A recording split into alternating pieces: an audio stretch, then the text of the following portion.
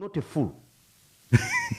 mu buntu buke burya buri muntu ari we wese ku rwego rwe ni umu economiste kuko ajera ibyo agomba kujera ariko niki gituma ubaho kubayo ese uyu munsi wa none tutabeshyanye iyo wicaye muri sari wawe ugatangira kumva economic stress ikujeho niki kiba cyabaye in the reality byagenze bite hari ikintu cya mbere abantu bagomba kumva ejo niwe wambwiye uti nyamara ibiciro ku isoko byongeye gutumbagira ibyo byo rwose gutumbagira byanze bikunze bigomba gutumbagira havugaga ibirayi yego hari kuvugwa isukari hari n'ibindi byose amavuta ibintu byose bikenerwa ariko uyu munsi turibaza buri munsi tubona raporo za beneri zivuga ukuntu ubukungu bwazamutse ariko ubukungu buzamuka gute none niba batatubwiye ukuntu bwazamutse baduha icyizere cy'ukuntu buzazamuka ibyo nibyo izo ni projection birashoboka ariko reka tujye in reality uyu munsi wa none hari ikintu abantu bagomba kumva iyo bareba ubukungu sibyo bareba ubukungu igihe cyose cyangwa se bugenwa sibyo bugenwa mbere na mbere ndashaka kugira ngo bwana Gilbert Mutabaruka nkubwire ikintu gishobora kuba kigena ubukungu bw'igihugu tukavuga tuti ubukungu burimo buragenda neza cyangwa se ntabwo biri mu kugenda neza ahangaha rero tubanze tukibazeho dutungemo urutoroshi buri muntu amenye ibintu ubundi hari ikintu twita totali y'ibi bintu ngiye kuvuga cyangwa se aribyo abantu abahanga bita aggregate demand sibyo iyi aggregate demand mbere na mbere tuvuga yuko ari igenwa n'ibintu kugira ngo uyibone ari nabyo turi burebere uko abantu babihevinga ku isoko uko serivisi abantu bazigura uko goods abantu bazigura ibiciro n'ibindi bigenwa mbere na mbere n'ikintu cyitwa consumption sibyo consumption ni ibyo abantu bagura ariko kugira ngo abantu bagure ibi bintu biturukahe ibyo nabyo turaza kubireba ikagenwa na investment iyo tuvuze investment ni amafaranga ashorwa ibikorwa bishobora gutanga akazi bitanga amafaranga bishorwa muri ekonomi écoute bien ndashaka ko izi ngingo muzumva ariko hakanajyaho ari nacyo gikomeye icyitwa government spending sibyo uko iyo leta mbere na mbere spendinga ishyira amafaranga mu bantu ikongera amafaranga akajya muri circulation abantu bagaspendinga aggregate demand ikazamuka sibyo noneho hari aho ruzingiye hano ibigaragaza ibibazo dufite kugeza uno munsi wa none ifaranga guta agaciro n'ibindi byose ahangaha hakabamo icyitwa total export ibyo abantu bohereza mu mahanga iby'igihugu cyohereza hanze iyo tuvuze igihugu cyohereza hanze n'ubundi ni abatuye icyo gihugu ni abakorera muri icyo gihugu ibyo boherezayo sibyo byaba ari goods cyangwa services igihugu gitanga urugero uyu munsi ushobora kuvuga uti u Rwanda wenda rurimo ruratanga serivisi mu kugarura amahoro wenda Cabo Delgado iyo ni service ariko nabyo ni service ya security exported mu buryo yishyurwa rimwe na rimwe yishyurwa mu madevize wanyumvishe noneho hakabamo icyo bita total imports ibyo igihugu gikenera kivana hanze ibi rero bibiri ni ibintu bikomeye cyane nitujya gukarikira abanyamibare nitujya kureba dushaka gukarikira icyo bita aggregate demand sibyo uko serivisi by'abantu bahaha bakora byose ku isoko ubwo turavuga muri iyi turavuga u Rwanda turaza gufata consumption ibyo abantu bakonsoma muri economy wabyumvise duteranyeho ishoramari investment ibyashowemo muri economy kuko nabyo ni stimula cyangwa birastimulatinga urumva ya aggregate demand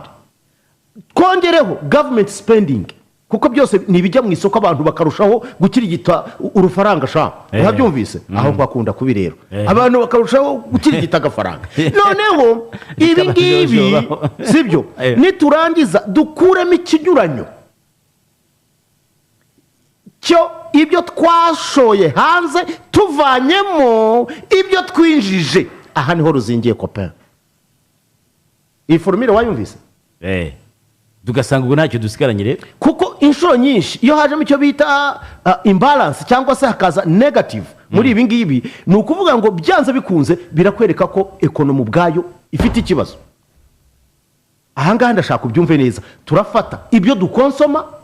ishoramari rihari n'ibyo leta ishoramo. hano turavugamo za vup, turavuga muri izi ngingo zose rero. iki kintu cyitwa, urabyumva neza, ikinyuranyo cyangwa se gufata ibyo dushora tukavanamo ibyo twinjiza, bikaza bikiyongera kuri ibi ngibi, birakwereka ko biratanga ikibazo igihe cyose aho n'ubu tubonamo ikibazo. uyu munsi wa none rero reka wenda tujye mu bintu bimwe na bimwe. uyu munsi wa none production yacu iri hasi. harya ni iki tujyana hanze uyu munsi wa none mu bintu ngiye ntekereza tujyana hanze bishobora kuba bitwinjiriza amafaranga kurusha ibindi byose, kurusha ibindi byose, ntekereza ko ari umutekano, ndebeye mu bidarubindi binini. ariko nanone none se buretse gato hari izindi bizinesi nk'ubucukuzi bushobora gutanga amafaranga, ubwo burimo akavuyo gateye ubwoba. noneho buramutse bubaye well organized, tukavanaho n'ibi bintu by'umunwa by'abantu bavuga ibyo batazi, amafaranga yacu, amabuye yacu, tukagaragaza ibyo dufite, tugakora ama expo, abantu bakaza tukabishyiramo imbaraga. ikindi kintu mbona cyari gihari aho twari dufite amahirwe, ariko nabyo ntidushobora guhaza isoko, n'ibyo twajyanaga bikomoka mu buhinzi tujyana mu Bushinwa n'ibindi. ubwo ndavuga ubwo n'ahandi ku yandi masoko, ndavuga icyayi, nkavuga n'ikawa, sibyo? ibi rero noneho wajya ku byo twinjiza sasa, ibyo tuvanayo hanze, mutabaruka, ibi ni ibintu biri simple, sibyo? mu gihe rero ibyo tujyana ari bike, sibyo? ibyo twinjiza bikaba ari byinshi, kandi tukaba tubigura mu madolari, sibyo? tukaba tubigura mu madolari. ni ukuvuga ngo rero biragaragara yuko byanze bikunze ifaranga rizaba wiki, kuko iwaranguye mu idolari, urumva,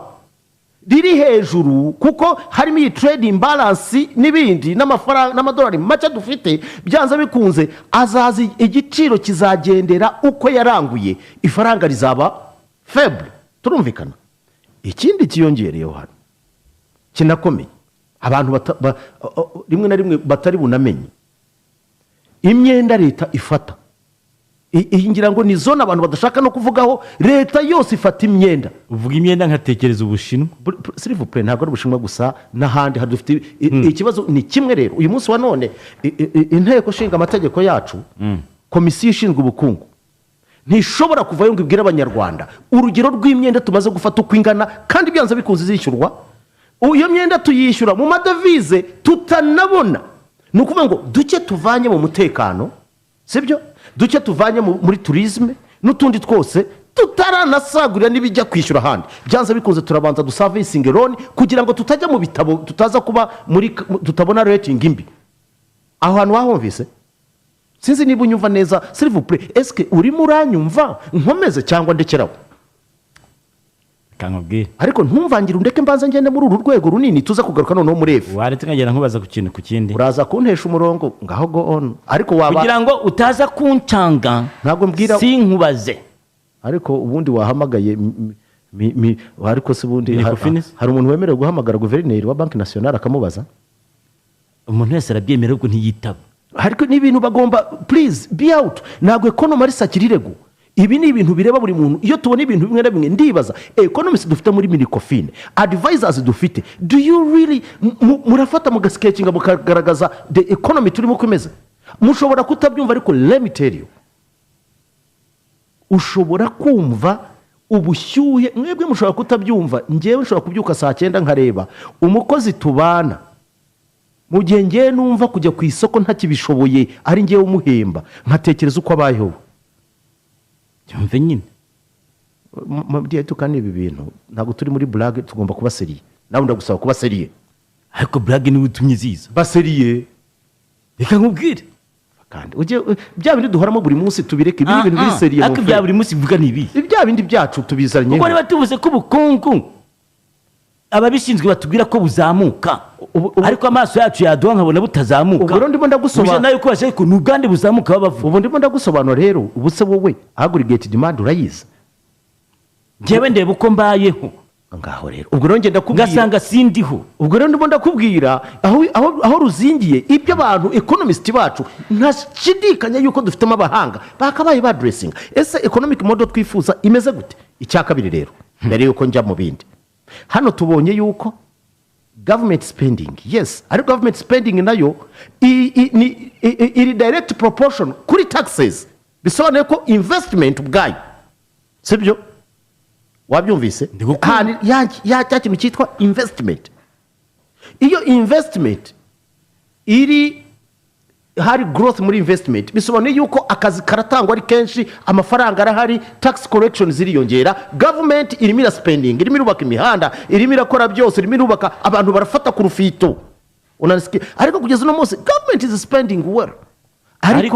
Ariko nanone iyo tugiye kureba izindi parameters ziratuma hazamo deficit. Ariko uyu munsi wa none njyewe nkaba mvuga njyewe nkanjye shingiye ku byo mbona, nkashingira ku bumenyi mfite haba mu mibare haba no mu bindi, ndabona economy yacu ifite ikibazo, kandi buri muntu wese ashobora kwanalizinga akakibona. You can feel the heat. Nta nubwo ari ikibazo gito. Ikibazo rero cyongeyeho sasa hari ibintu tutari mu nakubwiye ko dushobora kugira inflation, market inflation n'ibindi, ariko nta namwe harabaho salary inflation. Ubwo ibi ngibi icyo bizazana ni icyo bizazana ni n'umushahara fatizo n'ubaho, icyo bizazana ni iki? Bizazana icyo bita corruption, ruswa. Tumike gato turagaruka. Na kimwe kindi kirabura, ubundi ubukungu bwose bushingiye ku isoko, sibyo? N'ishoramari. Iyo tuvuze isoko rero ni ibikorwa n'ibyo n'ababikonsoma, as simple as that, mu bukungu bworoshye. Manze nkwihera amakuru rero ko guhamagara na internet kwezi kose kuri 3 cyawe byashobotse kabisa. Banakubwira ko ari ibintu bibi cyane kuba wahendwa. Igura iminota na SMS utamara ku mirongo yose hamwe na gigabyte ya internet buri munsi mu gihe cy'ukwezi kose. Urumva rero ko Airtel yakudabagije ni intangiriro, kuko mu gaseke harimo izindi pack wahitamo. Urakanda kanyenyeri 182 akadirishya uyigure kuri Airtel Money, ubundi wimerere neza cyane. Harabambazaga ngo ni nongere mubwire ngo formule ya aggregate demand no kuvuga ngo ni consumption uteranyijeho investment ugateranyaho government spending cyangwa se byo leta uburyo spending amo nyine ugateranyaho ikinyuranyo cy'ibyo cya export minus import. Nako ndakubwiye nti ugateranyaho ibyo wohereza hanze, bivuga ngo total export ibyo wohereza hanze uvanyemo import, uvanyemo ibyuzana. Ibi byonyine ubwabyo bikwereka how our economy should react vis-a-vis this. Harimo ndakubwira ibindi bintu bishobora gukorwa, leta ikwiye no gushyiramo imbaraga niba dushaka kugira ngo ibi bintu tubibone, ifaranga turi bungabunge n'ibindi byose mbere yuko tuza kwakira n'abantu. Sawa. Hanyuma ndongera nkubwire ko Airtel ibintu yabyoroheje rero kubashaka gufata simu nshya cyangwa se guhindura ishaje, wabikora ku mashop atandukanye, arimo Airtel Service Center, Airtel Money Branch, Airtel Mini Shop, aho hose wabikora. Bagane rero ubundi bagufashe cyane. Niyo ni Airtel Rwanda iguha ayo makuru meza cyane kabisa. Alright. Nuko butumwa bumperega ntukajye butinya, mbwira BK Capital. Ibi nabyo ni inzira imwe yo gutuma abantu bamera neza. Uwo mwana ndabanza buduhe urime mu matwari ko banza umuhu ubutumwa bwa BK Capital mu gihe kitarengeje umunota umwe. Gira umunota wagiye. Yego, BK Capital ni ikigega ni dufite ikigega cyiza cyitwa Kandi Trust Fund. Ikigega nyine cya BK Capital kigiye gushobora kwizigamiramo ugatangira kunguka ako kanya agera ku 10% yose ku mwaka yawe wizigamiye. Uburyo bwo gukora ni ikigega rero nukanda kanyenyeri 775 akanyenyeri 6 urwego, cyangwa ukanyura ku rubuga rwawe eshatu@bkcapital.rw maze ugafungura konti yawe ugatangira ukizigamira. Uretse ibyo kandi usabwa kuzuza inyandiko isaba unyuze ku rubuga rwawe eshatu@bkcapital.rw ugakanda handitse online service, cyangwa ugakanda akanyenyeri 775 akanyenyeri 6 urwego nyine ugakurikiza amabwiriza. Usabwa kandi kwishyura amafaranga yo gufunguza konti y'ikigega, kohereza icyemezo cy'ubwishyu n'inyandiko z'ubusabe zujujwe ku mukozi ushinzwe ikigega. Icyemezo cy'uko wafunguje konti cyoherezwa kuri SMS cyangwa kuri email. Hari inyungu zitandukanye rero usibye kuba muri BK Capital amafaranga yinjira buri gihe, kandi inyungu zirashimishije kuko 10% n'amafaranga menshi. Umusoro urasoniwe muri ikigega, ndetse kandi nta mafaranga yo kwiyandikisha usabwa kuko amafaranga usabwa ni 10,000 yo gufunguza konti, nayo ahita ajya kuri iyo konti nyine. Ku bindi bisobanuro rero watwandikira kuri email yacu ni bkcapital@bk.rw, cyangwa ukaba waduhamagara kuri 0782 14 35 56. harabura amasegonda make cyane ngo saa 2 zigere. Turabizi mwari mubitegereje muri benshi. Ubu kohereza amafaranga n'ubuntu ku mirongo yose. Kanda akanyenyeri 182 urwego cyangwa ukoreshe My Airtel app.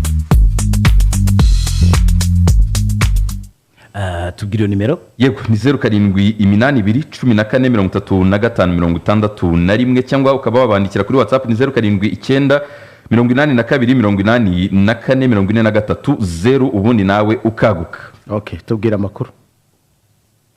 amakuru mukanya nze kuguha ihurizo ugenda unkorere kwasi uze kwiduha mbere yuko tuvamo. Yego ikaze mu mwanya tubagezaho inshamake y'amakuru mu Kinyarwanda kuri mikoro Arsene Fabrice Muneza. Ubwo yatangizaga inama y'ihuriro ry'ubukungu ku isoko rusange rya Afrika izwi nka Biashara Afrika, Perezida Paul Kagame yasabye ibihugu bya Afrika gushyigikira amasezerano ashyiraho iri soko bityo bigakuraho imbogamizi zituma ubuhahirane hagati y'abatuye Afrika budakorwa mu bwisanzure. Naho umujyi wa Kigali watangaje amande acibwa abantu bihagarika ahatarabugenewe ndetse n'abanyura mu nzira zitabugenewe mu busitani buri ahatandukanye mu mujyi wa Kigali. Umuvugizi w'umujyi wa Kigali Emma Claudine Ntirenganya yavuze ko wihagarika hatemewe acibwa amande y'ibihumbi 10 by'u Rwanda ndetse kandi n'ucira hasi nawe agahanishwa amande angana n'ibihumbi 10. Emma Claudine avuga ko ngo hari amande ajyanye n'isuka acibwa bangiza ubusitani kuko bahanishwa ibihumbi 30 by'amafaranga y'u Rwanda kuri buri metero kari imwe y'ubusitani wangije. Hanze y'u Rwanda umuyobozi w'umutwe witwara gisirikare wa Rapid Support Forces Mohamed Hamdan Dagalo kuri uyu wa gatatu yashinje igihugu cya Misiri kuba cyaragize uruhare mu bitero by'indege ku birindiro by'uyu mutwe uhanganye n'igisirikare cya Sudan. General Dagalo yanashinje Misiri gutanga imyitozo ya gisirikare no guha indege za drone abasirikare ba Sudan mu gihe iki gihugu gikomeje kwibasirwa n'imirwano hagati y'ingabo z'umutwe wa Rapid Support Forces ndetse n'ingabo z'igihugu cya Sudan. Akabazo k'amatsiko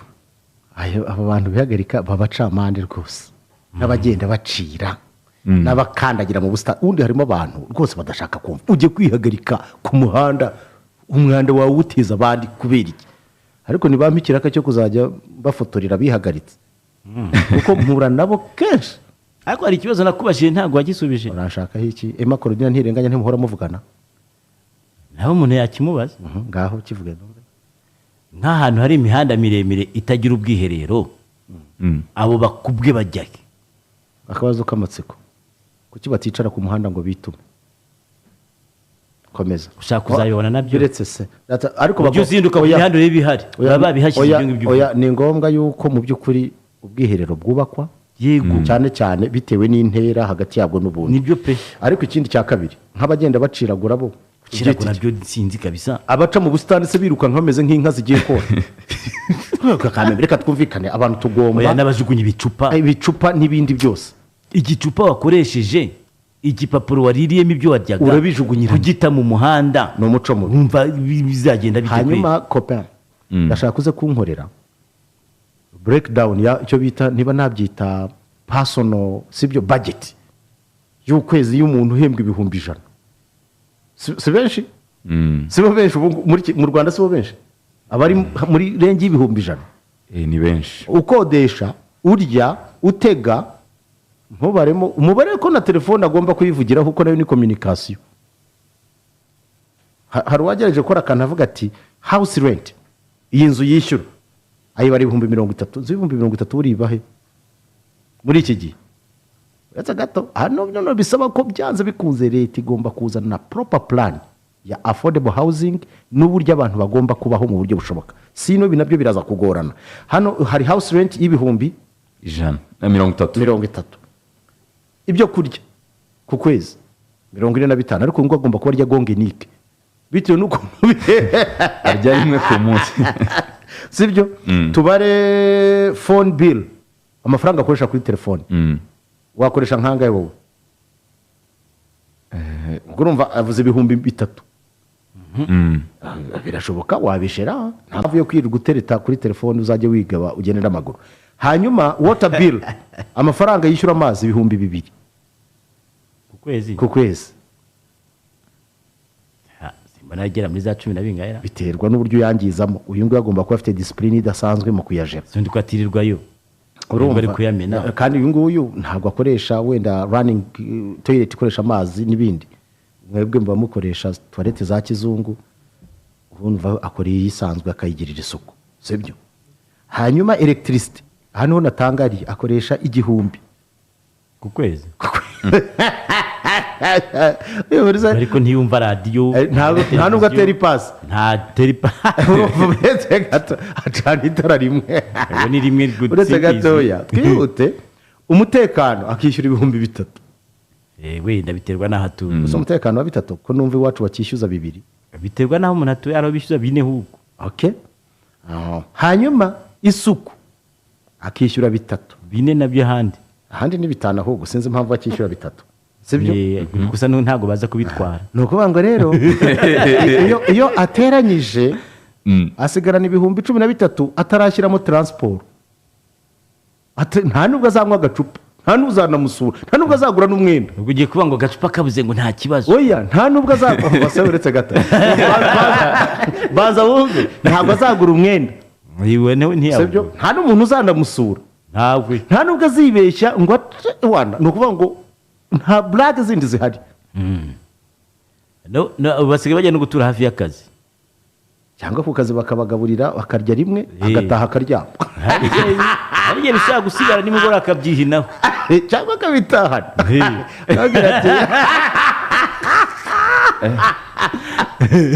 urabyumva rero ibyo tuganiraho mu birere hano noneho wumvira sasa ko buriya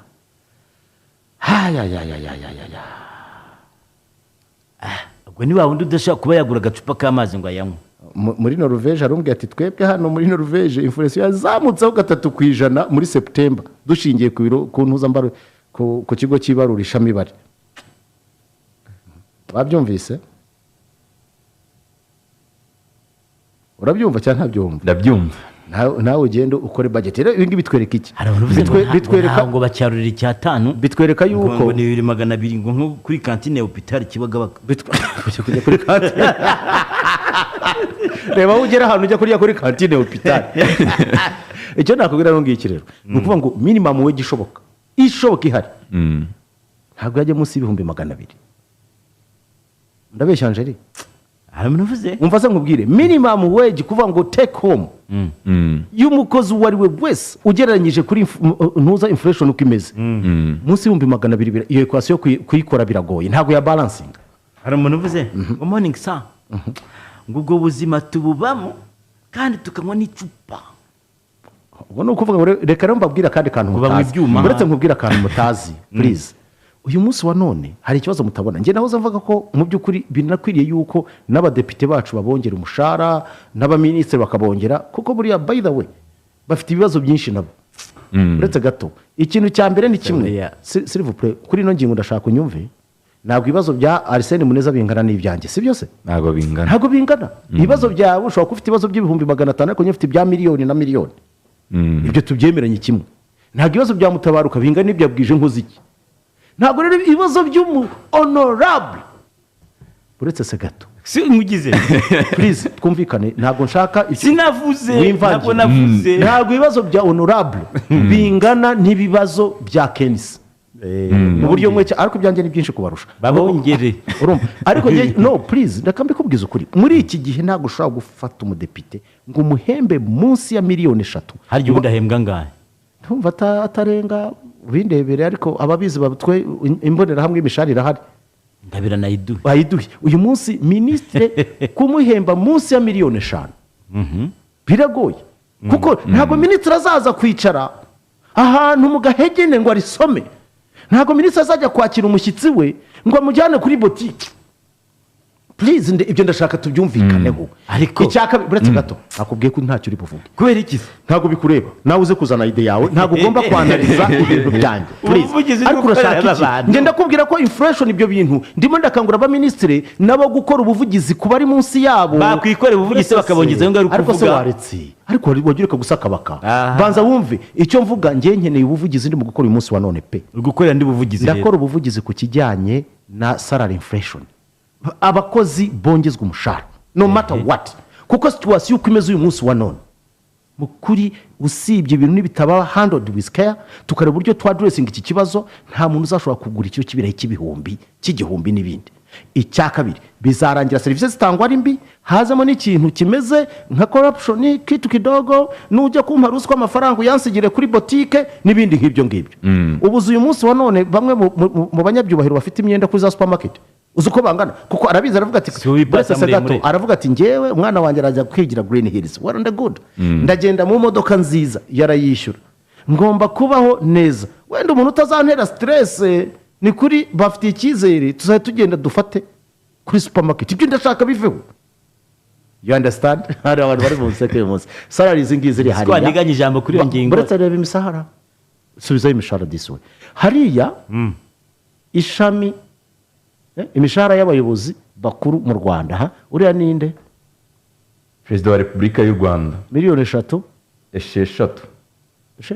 n'ibihumbi 102,756 aha perezida wa sena miliyoni 4,346,156 perezida w'umutwe w'abadepite miliyoni 4,346,156 okay perezida w'urukiko rw'ikirenga miliyoni 4,346,156 minisitiri w'intebe miliyoni 4,346,156 ayo ni take home ariko ibyo ni imbere amafaranga atarata agaciro nanjye ibi ngibi nzi ko ari ibya ni kera ibya kera amafaranga atarata agaciro none si ubwo bahembwa no muri uretse gato hanyuma turebe hariya minisitiri usanzwe ariya mafaranga ni make kuri minisitiri rwose aya ngaya mbona ni miliyoni 2,500,000 ariya rwose ndabikubwiza ukuri no umushahara wa minisitiri ukwiye kujya kuri miliyoni 5 mbakuri ubwo buvugizi oya ntukajya ukabya ibintu byanjye ntukajya ubishyiramo blague mbivuga Oya, nta blague. mbivuga Ntuse barimo eshanu zo azahahira. s'il vous plaît Ibintu byahera. uretse njyewe ibintu byanjye mbikora nshingiye ku mibare yanjye nakoze wiza kumvangira reka mvuge igitekerezo cyanjye nawe uzana ibyawe kubyumva mbyubahe ngo utege amatwi ariko wiza kumvanga abantu batambana nk'umuntu uri ridikire kandi mvuga ingingo zivuge uretse gato minisitiri uti miliyoni garura hariya nakoze ubuvugizi ku bantu bose turumvikana minisitiri rwose akwiye miliyoni 5 rwose miliyoni 5 dukomeza state ahandi minister akwiye wenda kuko n'inshingano tuba 4,800 please nakubwiye ko utamvangira aza kuzana ibyawe ariko navuze State ko Minister. nshingiye garura birebe niba koko aya ariyo makuru agezweho nyayo garura hariya ngiye uretse mbanze mvuge mpumuze nawe ufate ibyawe sibyo minisitiri ndatekereza ko miliyoni 5 umunyamabanga Wa leta. wa leta ajya muri miliyoni 400 n'ubundi ntabwo warutanwa cyane amurushiyo desi okay umusenateri bamukubite miliyoni 4 senateri umudepite miliyoni 4 depite na senateri se banganye nta kibazo urebye inshingano zenda kuba zimwe ahubwo abadepite nibo bafite na nyinshi kuko bafite amakosi bafite ahantu henshi n'ibindi babakubite bo miliyoni 4 urabyumva abadeje babashyire kuri miliyoni byibuze 2 sibyo ndakubwire rega ibingibi ni aba bantu bagomba kudukorera atagiye kuvuga ngo ngiye kureba wenda ngo akadiru kanje ngo nakore ariko uzi ikibabaje uzi kubona minisitire abasore barambere birirwa bamutesha umutwe uzi kubona umudepite umuntu warambere avuga ati ndajyana imodoka yawe ya honorable ibyo rero tugomba kubyemera it's a matter of fact ibyo noneho nituva aho ngaho nabo noneho babe serious mu makomisiyo baganire ku buzima nyabwo bavuge bati abakozi tugomba gushyiraho minimum wage turumvikana tugomba kumva yuko umukozi nawe agomba kubona ubushobozi bumwemerera guhaha ahasigaye ibindi byose uzaba ureba abantu bazakora ku muvuduko w'ibyogajuru ngaho nawe ufata ijambo ariko ibyo nasobanuye bya mbere mwabyumvise by'ubukungu reka nkubwiye ubwo bukungu impamvu ibi ngibi navugaga wenda mushobora kubifata mu buryo bwa hironi n'ibindi uretse gato ibi ngibi ndabivuga nshaka kugaragaza yuko hari icyo bita salary inflation sibyo ngira ngo icyo nashaka kuvuga nakoresheje igishushanyo igitekerezo shusho niko nabyita I gave a scenario kugira ngo mubone yuko it is high time to think yuko inflation itumereye nabi what we see bishobora kuba biri different from the reality nyakubaho iyo wicaye nta muntu n'umwe utumva economic pressure iriya mishahara ngo igaragara ku cyamakuru igihe bayanditse ku itariki 22 z'ukwezi kwa munani uyu mwaka okay umva ko ni ibiri nibayongeza ariko nkoze ubuvugizi nkurikije ubuvugizi uvuze ukoze wijya kugendera kuri ngeza n'ibitekerezo byawe nicyo mpfa nawe mutabaruka wigendera ku byanjye gendera ku byawe ibyanjye biri ariko niwe wazindutse umbwira ko igihugu gifata imyenda myinshi ku buryo ibintu birakaze. Nkurikije uko igihugu gifata imyenda ibintu bikaba bitugoye, ahubwo bariya bahembwa iriya mishahara abari hejuru ya miliyoni 3 babakateho 800 bijye mu isanduku ya leta, abandi bagende bakuru 500 bijye mu isanduku ya leta. Ayo mafaranga bayongeze abantu bari munsi y'ibihumbi 100. buriya nkubaza akabazo, Ngize nkubaza wowe, none se abadepite dufite bangana iki? Kora totari ntabwo aribo gusa, jya ukora nk'umuntu uzi imibare mu frere. ntabwo aribo gusa, niba ari n'abakeya cyo kubakuraho nta kibazo. wowe ibintu uvuga urabivugana umutima na jaruzi. Nta jaruzi se yiki wari uzi andi mafaranga babongereho kwakira abashyitsi? uyu muntu afite umutima mubi wana. Uzi ko aba bantu bahemba ariya mafaranga warangiza ukaba amafaranga ngo bazakiza abashyitsi ukabangura. Reba umutima mubi bivugana kweri. Ikintu bita ramusamu urakizi? Ramusamu urayizi? Ramusamu urayizi? Uzi ko uruta umushahara yitwa ngo ni ramusamu. Nase guhura n'umuyobozi ati karamusamu kari kaza, ibi bintu biveho. Niba umuntu ahembwa miliyoni zingahe ntabwo dukwiye no kumwakirira abashyitsi. ariko keretse ugize amahirwe, nta nubwo dukwiriye kumugura esanse. amahirwe make mfite ni uko imyaka ufite irimo iragenda ikuvana kuba wowe se ufite ingahe? uretse se gato ugiye kuvuga ngo ufite mikeya kandi bya biri tuvuga bya moya ntiwajyamo. Ntabwo wajyamo. imyaka ufite nuko itakwemera appointment yo kujya hariya gute ngo urebe bariya bagabo uyu munsi utabinyemere wakwereka bakambwe bariyo. reka bure tube tubiretse. Numva ibyo mvuze babakate amafaranga bashyiraho amanuke kubagura esanse nta muntu bagura esanse keretse aba 5 ba mbere nibo babona icyo nakwita. Iryo jambo nakubabwira ukamwe ngo rivuga ngo iki niki byavuyeho. wambwira umudepite bagurira esanse? Wivuga umudepite gusa? Ndakubajije. Okay, hano hari umuntu umbwiye ati kandi ashobora kuba nawe yarigeze kuba mu nteko, aravuga ati rwose byibuze miliyoni 3 ku mudepite byagira igaruriro. Ariya mafaranga uko yabona ku mudepite udafite indi business akora, udafite ikindi akora, ati ya Mungu wabugiye kumushora muri Rambere. Ibyo ndabikubwiye mbivuze kuko harya umushahara wanjye wo uragera ariya nabo bawushyire hariya. Bawashyire gusa. ariko reka nkubwize ukuri ubuvugizi uri gukora koko ngewe numiwe da. Okay,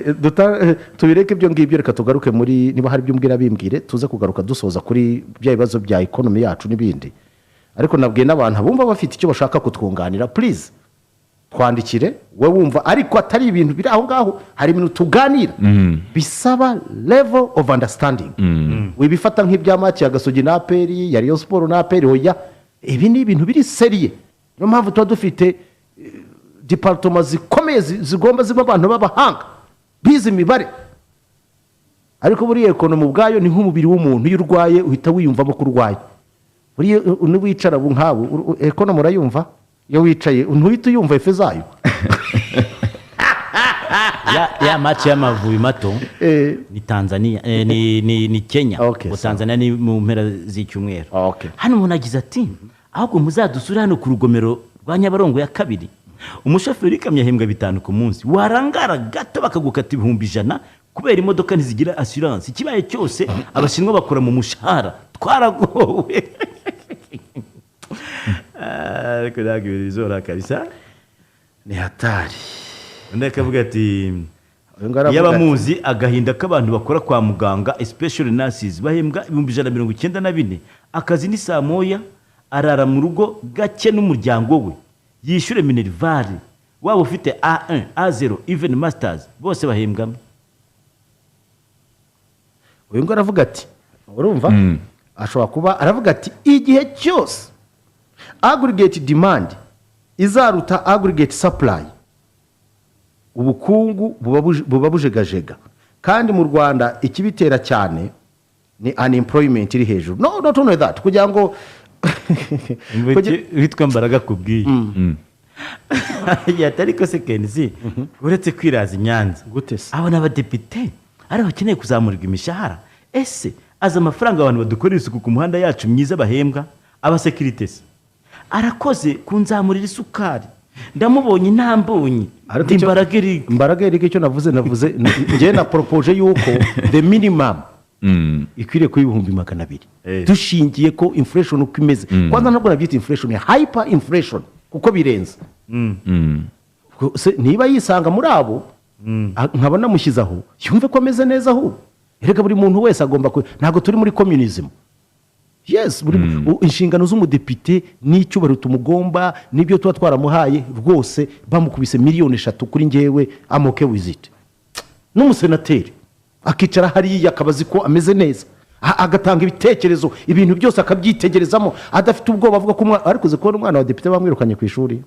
yamujyanye aho ashobora kwishyura muri nayini ubundi se amujyana hahenda kubera iki nayini zihari ariko ufite sibo bazemeje ufite umutima mubi gute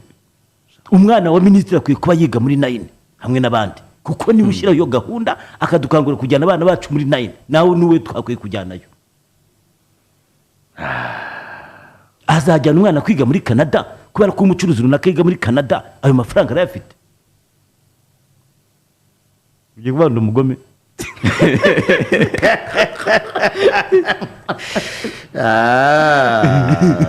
subhanallah ikindi kintu rero gikomeye kirimo hano ni ikiherero kinakomeye wenda ntekereza yuko abantu bagomba gutekerezaho mu by'ukuri turasaba ndanabisubiramo uyu munsi wa none dutekereze gushora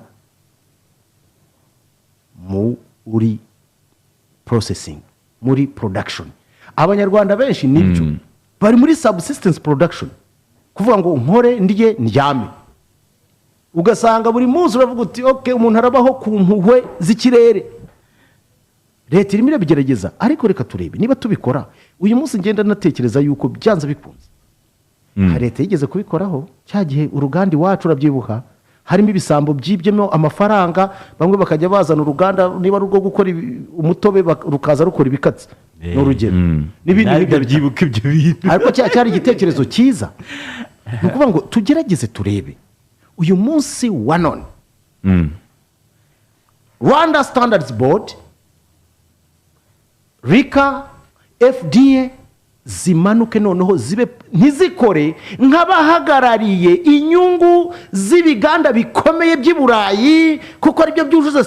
standard tuzidefining tunafashe n'abantu bacu kuzijyamo kandi tuborohereza tujyana kugira ngo twongere production tugabanye ikinyuranyo kiri hagati y'ibyo tuvana hanze n'ibyo twoherezayo uyu munsi wa none for God's sake tuvugisha ukuri ujye muri supermarket zacu undebera ikintu kirimo cyokoze urabona mirindazi harimo zaji zengerwa hano mu Rwanda nazo bakatubeshya ngo ni inkeri n'amatunda kandi ari bya super dip urumva ibiri mu bwabyo birimo ari ibintu bakanda kandi igisabwa rero kugeza uyu munsi wa none aba bantu ugiye vanda umugome aba bantu uretse gato byose byakugize umugome niyo tuvuga ibintu bigenda tuve muri brag ihari urukuba ngo Rwanda Standards Board sibyo FDA rika ubundi mukora iki mukwiriye kuba part of the journey nimuve muri ibyo bintu byo kwicara muri yesi musa nkaho muhanganye no kwica ibivuka uyu munsi ngiye mbabona like agencies nk'abahagarariye ibi bikampani byo hanze biniga ubukungu bwacu ugasanga igihe cyose ntacyo dushobora kwikora ese mbabaza igihe dufunga imipaka y'u Rwanda na Uganda mwabonye uburyo ibintu byahindutse ese ubona ukuntu kawunga yakozwe kandi nziza kuki ibi bintu uyu munsi wa none aba bantu bacu tutabafasha tukongeramo imbaraga tugakora izo bita home cottages ese ubundi bitwaye iki Kenisa afite uruganda rutunganya ibijumba uransaba budget wamfashije muri budget nkeya ku buryo najya muri production ntimubona ko behaving as agencies nk'abahagarariye ahubwo ibindi bigo tutahagarariye abanyarwanda ibi ndabisubiramo n'uwaza kanshyira pisto ku mutwe nabisubiramo tugomba guhindura behaviors these government parastatals kuko ubwazo zishe production zishe innovations zishe buri kintu cyose yet we get our tax money tukongera tukazishyiramo as if you are promoting and safeguarding the foreign none se zireke turya ibitaribwa ngo nuko ngo ari ibikorerwa mu Rwanda zirafasha iki kugira ngo ibyo bintu tubigere ahantu kuko nicyo niho ruzingiye mu kanya turagaruka thank you so much wundi akaje yihangana ibindi turabigarukaho nyuma hanyuma hano hari uvuze ati mwebwe muravuga ibyo tuzi impamvu ibiciro byazamutse ku isoko bazamuye umushahara wa mwarimu ati ubongeje abakozi bose wabona ukuntu noneho bizamuka kurushaho hanyuma ikindi tuvuga rero cyatuma hari ibintu bihinduka by the way nuko abantu batabibona banking sector yacu ubwayo mu by'ukuri hari ikintu kugira ngo uyu munsi wa none access ku mafaranga ubwayo mafaranga ikiguzi cy'amafaranga kirahenze kubera iki nanone ntabwo turi bubyirengagize uyu munsi wa none amafaranga isoko ry'amafaranga rihagaze rite mu Rwanda amafaranga turayabona ahenze turayavana hanze ejo numvishe mu makuru ndavuga ariko n'abanyamakuru natwe hari ibintu bimwe tugomba guhindura ibintu byo kuba ari active igihe cyose ugasanga ntidusobana n'umuzi w'ikintu turarakinga cya kintu cyo kwigisha abantu bumvisemo ngo iki bumvisemo nk'umuntu wavuze ngo niba ari umuntu ngo yarapfuye ngo yarizigamye muri ejo heza sibyo ngo undi ngo yahise yuzuza imyaka ngo muri ejo heza y'amafaranga yanjye ati kuba atayaba harimo abantu bikigaragara uyu munsi niba umuntu apfuye ntabwo amafaranga y'ejo heza uvuga ngo ako kanya urajya kuri banki ngo bayaguhe hari process hari n'uburyo bayaguhamo niba umuntu amaze gusaza si uvuga ngo yaterure yose bayaguhe kuko icyo wazigamiye kiba kitagezweho ni ukuvuga ngo bayaguha nk'umushahara buri kwezi bitewe n'amasezerano wagize uko ameze icya kabiri ndababwiza ukuri kugeza uno munsi wa none ntabwo ekonomi yacu ishobora kuba yabaho mu gihe urwego rwa keredi abantu bafata keredi ari bake buriya muzi impamvu iriya credit reference bureau ziriho zo kureba ubunyangamugayo ko abantu batira amafaranga muri ekonomi yose ibaho nta kintu na kimwe kizamura confidence y'umuntu gusipendinga nka keredi usibye abantu bamwe batanasobanukiwe ugasanga umuntu araseka ngo Mutabaruka afite keredi afite keredi uzi impamvu keredi ya Mutabaruka ifite icyo ikora muri ekonomi ni ukuvuga Mutabaruka niba afashe keredi ntabwo amafaranga azagenda ngo yatsimbe mu kabati yayifashe kubera icyo azayakoresha niba ashaka kubaka azagura isima azahemba abafundi azakora ibyo amafaranga azasirikira ni ukuvuga ngo mu bituma iyi sibyo wenda mu bizamura aggregate demand rimwe na rimwe harimo mbere na mbere harimo na keredi uyu munsi wa none zacu kuzibona n'ingume ni abantu bangahe bafite access kuri keredi ubaze muri miliyoni z'abanyarwanda wenda zishobora kuba zagana banki wenda dufate miliyoni enye ni bangahe bashobora ku accessinga keredi icya kabiri ikiguzi cy'amafaranga uko kimeze iyo ugiye kwitegereza ari naho ruzingiye mu kuri kw'Imana isumba byose usibye kubeshyana abantu badashaka no kubireba uyu munsi wumva banki zivuga ngo twungutse ngo miliyari ngo 40 muri ino ekonomi yacu banki ikubwira ngo muri koti imwe yungutse miliyari wenda 40 that is impossible umuntu aho kugira ngo abantu bakoma amashyi bakabibaza how at expense of who niba dushaka kujya muri ekonomi igomba kubaho kandi ibintu bikazamuka uyu munsi wa none ufashe keredi buryo ugiye kwitegereza nubwo bakubwira ngo wenda ngo interesting baraguhera wenda 20 19 ariko iyo ugiye kureba procedure yo kubona iyo keredi uba watangiye guhomba mbaza uti gute tega amatwi yaje ni ukuvuga ngo uragiye utangiye kunegosiya keredi sibyo batangiye kukuvanaho ya mifuragiro imisoro imwe n'imwe idasobanutse kandi mu busanzwe iyo ufashe keredi ngira ngo byakaba leta ibikwiriye kubinkaringa abantu bafata keredi kugira ngo mbere na mbere circulation monétaire ihabe abantu babona amafaranga ubuzima bugende neza kuko nabyo muri parti imwe turayibara muri ya investment kuko ayo mafaranga ufashe you are going to invest it turumvikana rero uyu munsi uragiye okay umaze amezi 3 wirukanka kuri keredi urashaka kuzajya kurangura mu Bushinwa n'urugero bagwaye proforma amezi 3 ashize idolari ririmo ratumbagira wowe kandi keredi uyifashe mu Banyarwanda ni ukuvuga ngo rediyo keredi bazajya kuyiguha warahombye you will never ahubwo sinzi impamvu abacuruzi bacu benshi bakorera mu buryo bwa nyagasani kuko ntibabara hari ibyo bareba gusa akavuga natse miliyoni 200 banke ntangiye process bayimpaye mu mezi 3 nabahaye proforma wenda cyangwa wenda ibyo nshaka gukora ni ibi ngibi ariko mu byumweru 2 gusa ekonomi ukuntu bimaze guhinduka ibintu kuba bimaze guhinduka money market ukuntu bimaze guhinduka ifaranga ukuntu bimaze guta agaciro already wahombye rero ikintu cya mbere tugomba kubanza gutunganya banking sector ikaba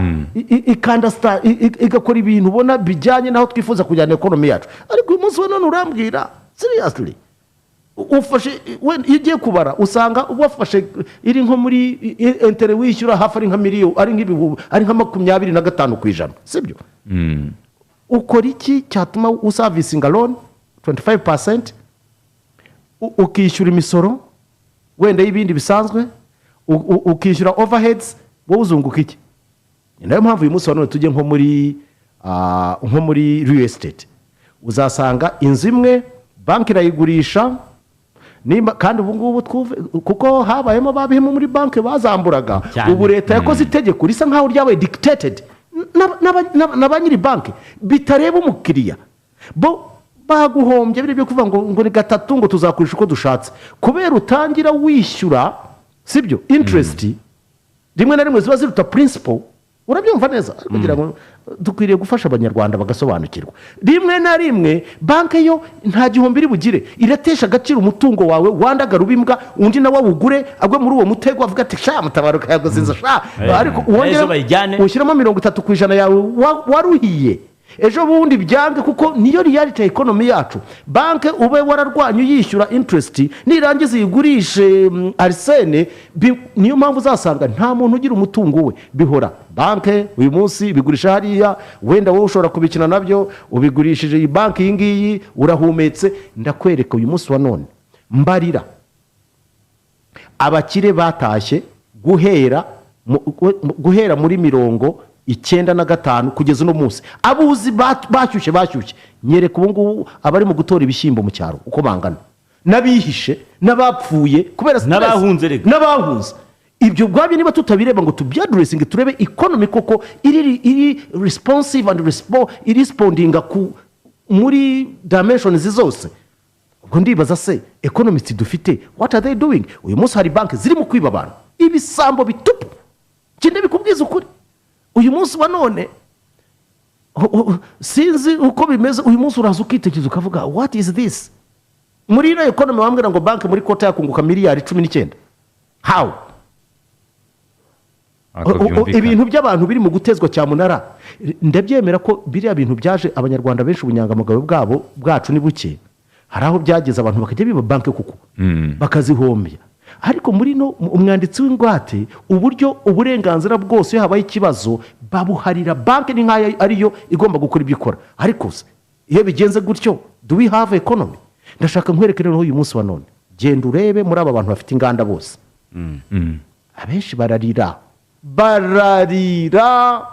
none hari n'amazu nk'ubu nakubwira banki nk'eshatu zabuze n'abakiriya bagura amazu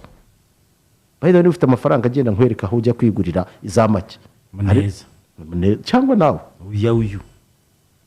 aba bana baba bafite shana ntukajya ushinyagura ariko azayagira cyari muto n'umujyambere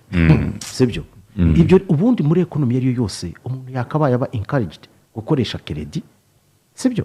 buriya economy yose nta kintu gifite agaciro kurusha credit ariko twebwe iyo credit ntigifite agaciro ahubwo ni umutego wo kugujyana noneho kurindimuka kurimbura where is our problem kujyana mu irimbukiro absolutely that is the right reka murimo muraseka ariko urazagura n'umugabo uhekenya amenyo uri muri vewiti uvuga uti mu rugo barahateza abwira madamu ati madamu shakisha inzu ya 30 twimuke Nyarutarama bangira uzi yaraza reba abacecuru twiko twakira hano barira umvikana ariko muri reality umunsi wa ndabyemera hari byinshi tugomba gukora leta hari ibyo igomba gukora hari mobilisation tugomba gukora turacyafite ikibazo cy'amafaranga depo zacu ntazo abantu baravugira bati nibura shyira udufaranga twawe muri big capital kugira ngo amafaranga aboneke ugasanga umuntu araseta ibirenge ati ngenda ajya kuyatsemba ndayatsimba hano bagwe dishyira amafaranga muri ejo heza kuko ari amafaranga ijya muri za silence kuko ayo mafaranga aguma mu gihugu igihugu cyakina kikayiguriza banki zikayiguriza tukabona credit zihendutse ubukungu bukagenda neza ariko abantu benshi ntibarabyumva rero uyu munsi wa none economy yacu niba hazabaho inama tukava mu bintu dufite ikintu cyitwa negative pride nitutakirinda kizaduteza ibibazo